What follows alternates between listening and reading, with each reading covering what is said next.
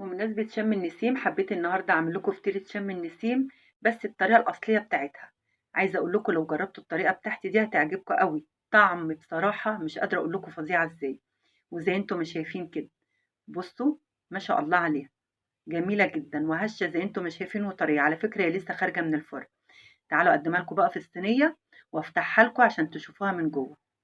بصوا، بصوا ما شاء الله عليها طرية إزاي. قمر، قمر، طعمها تحفة.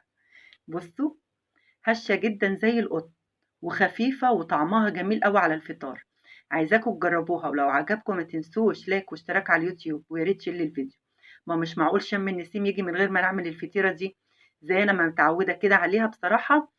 بحب اعملها قوي، جميلة. وفي نفس الوقت ولادي بيبقوا يعني مبسوطين بيها قوي وانا عاملاها. تعالوا بقى معانا نعرف الطريقة.